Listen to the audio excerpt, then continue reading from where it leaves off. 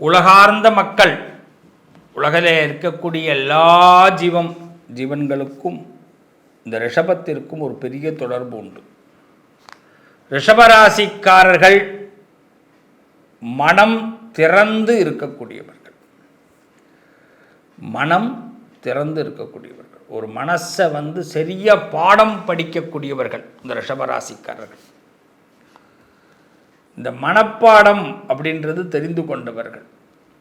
நமக்கு ஒரு விஷயம் பிடிக்குது பிடிக்கல, அதை எப்படி ஹேண்டில் பண்ணணும், என்ன செய்யணும் அப்படின்னு தெரிந்து வாழக்கூடியவர்கள். இப்படிப்பட்ட இந்த ரிஷபராசிக்காரர்களுக்கு மனக்காரகன் சந்திரன் தான் மூலக்காரகன்.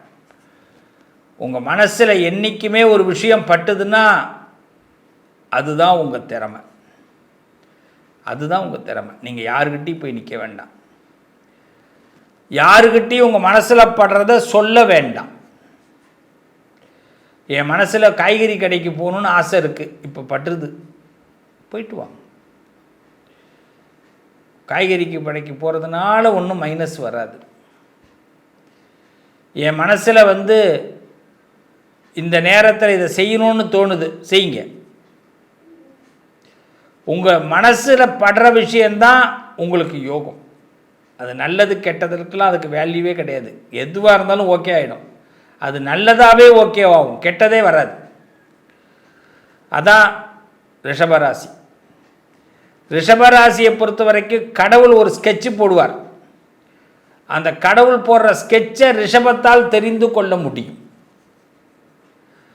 சாதாரணமாக யோசனை பண்ணிகிட்டு இருப்பீங்க, சாதாரணமாக உட்காந்துருப்பீங்க, ஒரு விஷயம் போக வேணான்னு தோணும், அதில் போகாமல் இருந்தீங்கன்னா நீங்கள் சக்ஸஸ் ஆகிடுவீங்க.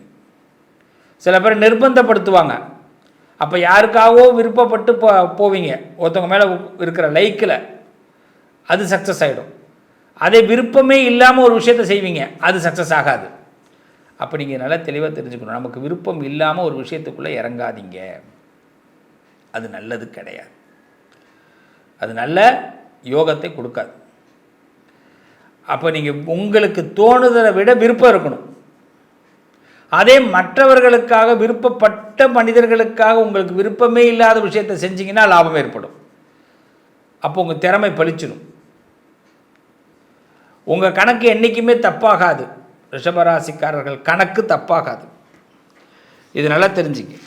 ஏன்னா உங்கள் கணக்கு தப்பாகாது அப்படின்னு சொல்கிறேன்னா, சரியான நேரத்தில் நீங்கள் கணக்கு போடுறீங்க, சரியான நேரத்தில் கணக்கு போடுறீங்க, அதுதான் கடவுள் உங்களுக்கு கொடுக்குறாரு. ஆனால் அந்த கணக்கை இன்னொருத்தவன்ட்ட போய் விசாரிக்காதீங்க. நான் செய்யலாமா, இது எனக்கு ஓகேவா அப்படின்னீங்கன்னா அவன் என்ன பண்ணுவான், அவனுக்கு சாதகமாக உங்களை பயன்படுத்துவான், அங்கே தப்பாயிடும். ஒருத்தவனுக்கு விருப்பம், உங்கள் விருப்பத்தை நீங்கள் பண்ணுங்கள், அவ்வளோதான். இதுதான் உங்களுடைய பலம். இந்த ரிஷபராசியை பொறுத்தவரை இந்த காலகட்டம் மனிதர்களுடைய மனதை செழியாக பயன்படுத்தி கொள்ள வேண்டும். எல்லா படியும் நமக்கு சாதகமாக்கணும், எல்லா மனிதர்களையும் நமக்கு சாதகமாக்கணும். ஒருத்தவங்களை கூட நீங்கள் இந்த நேரத்தில், இந்த காலகட்டத்தில் அவாய்ட் பண்ணாதீங்க. No avoid. அவாய்டுங்கிற வேர்டே வேண்டாம். நான் வெறுக்கிறேன்ப்பா சொல்லாதீங்க.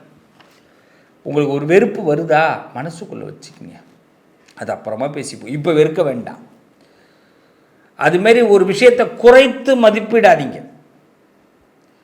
உங்கள் நண்பர்களாக இருக்கட்டும், சொந்த பந்தமாக இருக்கட்டும், ஊருக்காரவங்களாக இருக்கட்டும், நம்ம கூட இருக்கிறவங்களாக இருக்கட்டும், வேலை பார்க்குறவங்களாக இருக்கட்டும், வானிலையை கூட குறைத்து மதிப்பிடக்கூடாது. இந்த நேரத்தில் மழை எங்கே வரப்போகுது அப்படின்னு நினச்சி ரிஷபராசி கார் எடுத்துடக்கூடாது, வண்டி எடுக்கக்கூடாது. மழை வரும். வெயில் அடிக்கிற நேரத்தில் கூட நீங்கள் குறைச்சி மதிப்பிடுறதுனால மாறும். அப்போ குறைத்து மதிப்பிடாதீர்கள், இதுதான் ஃபஸ்ட்டு.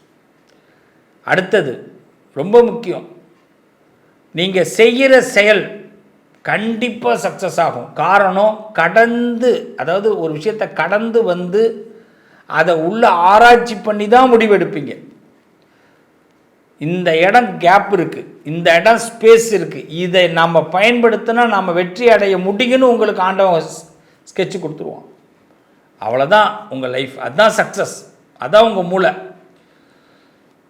ராஜா, இந்த இடத்துல ஒரு ஸ்பேஸ் இருக்குது, இந்த இடத்துல யாருமே பேசலை, இந்த இடத்துல நீ பேசு, இந்த இடத்த இதை நீ கேளு.